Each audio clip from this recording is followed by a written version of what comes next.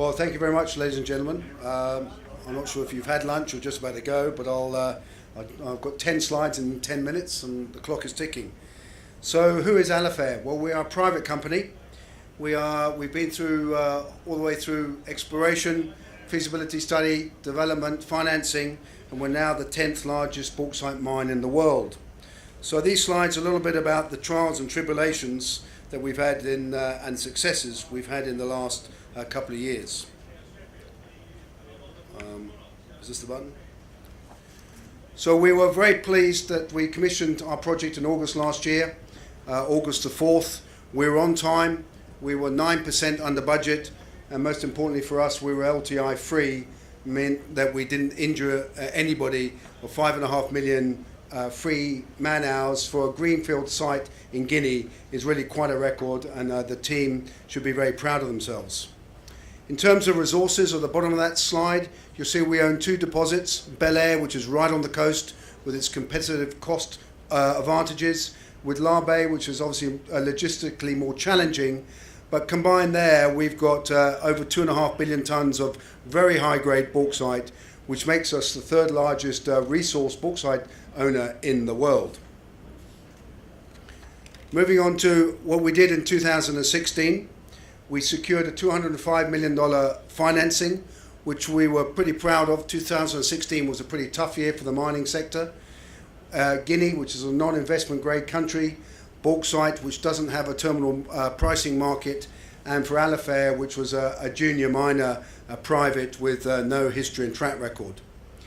Our major shareholders that came in were Resource Capital Funds out of Denver, AFC out of Lagos, Orion and Pella Resources were the main groups, in addition to our original shareholders providing the total funding.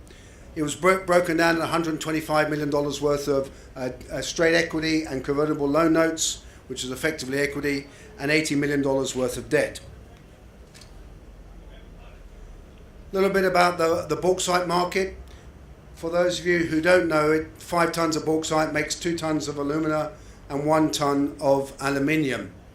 And really, why is bauxite so important? Well, obviously the aluminium market is very key in both transportable energy, trains, planes and automobiles, title of a very good film, and also in conveying electricity. It's much lighter than copper, although not as such a good conductor. Unfortunately, only 1% of aluminium goes to use beer cans. Otherwise, I think I'll be asking you to drink a lot more beer. But actually 25% of it goes into the construction industry and 30% goes into this transportable energy, which you obviously heard a lot about batteries and magnets with lithium and cobalt storage, along with nickel, tin, vanadium and others. Aluminium is the key, and it's really related to the power to weight ratios for planes, trains and cars, etc. The market for bauxite is much smaller than an iron ore. It's only 110 million tonnes seaborne per year and is growing at about 6 to 7% per year. So on 110 million tonnes, and we're producing about 5, so we're about 5%, so you need one of our mines every year to keep pace with the demand. Our project is just about as simple as you can get. We don't have any crushers, we don't have any mills, we don't have any processing plant. On the left you can see we strip mine with continuous miners. We haul it 25 kilometers to our port, our own port that we built. The third picture there is one barge. It's a self-propelled barge. We built 2 of these. They hold 10,000 tons with a max draft capacity of 4.5 meters. The coastal plain outside Guinea and on the Atlantic coast is very, very shallow. To get to 19 meters draft for Cape-size vessels, you have to go offshore 31 kilometers. So a little bit too long to build a port. But you will see in a subsequent picture we did build our own port. It is probably the only privately owned port in the Atlantic Ocean. And on the right hand side you'll see the ships. On the small little baby ship on the left is our barge. It might look small, it's still 137 meters long. We have a permanently moored Panamax in the middle, which acts as the crane and buffer for demurrage and storage. And then, because the Cape size on the right, which holds 200,000 tons, and they're the ships we fill and they sell off to China predominantly. Interesting statistic that of our operating costs, over 50% of our operating costs are on the water. We are a logistics game. Our FOB costs onto the barge are about $18 a ton, and bauxite currently is trading about $53 to $55 CIF delivered to China. A few pictures here because it tells a good story. Top left you can see we just mined these 8-meter seams off the top of the mountain. We have virtually no waste, so our strip ratio is negligible. The bottom left you can see our conical stockpile as we feed the port. The key component here in all our blending is moisture. You can't load material onto a ship that's too wet and that can liquefy because the ship will overturn and sink. And there was an example of that off Malaysia 2 years ago. And to give you an example, if you load something with too much moisture, and talking to Mitsui, whose ship this was, the time it took from the material starting to liquefy to the time it turned over and sank was 45 seconds. So moisture in a ship is highly, highly critical. And the bottom right-hand picture there is the port that we built. It's a rock port, 1.2 kilometers long and 200 meters on the breakwater. And you can see the berthing block there where our barges come in and out. And we load those barges 10,000 tons in 5 hours, rate of 2,000 ton an hour. So they go in and out all the day like shuttle boats. More pictures. The top left is one of the barges being loaded, as is the top right. On the bottom left is our Panamax vessel that's permanently moored 30 kilometers offshore. We do 3 capes a month. We take about 8 to 9 days to load each cape. And you can see that picture then of the big ship, the middle ship and the baby ship moored together. Quite a lot of technology and science goes into those 3 ships being alongside each other in a rolling swell of up to 2 meters in the Atlantic Ocean. This is not the roaring 40s, thank goodness. It is quite a benign ocean, but when you get big ships like that all moving in different directions with 2 meter swells, it is quite a bit of a challenge and a lot of fun. One of the key things we spent a lot of money on was our social and environmental work.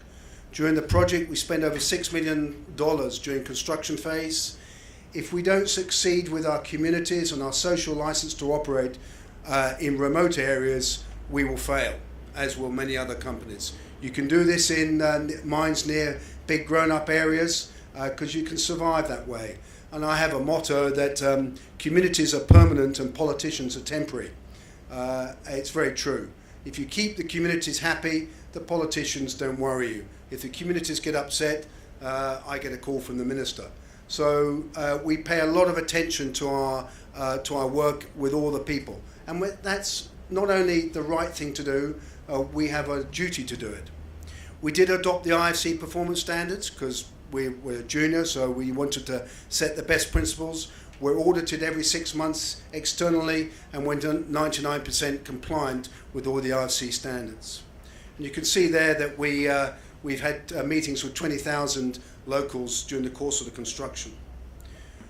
On this slide, we did a lot of community projects, but the more important ones for me are the livelihood ones, the market gardens, where we teach communities, mainly the women, to grow eggplants, chilies, cashews, etc.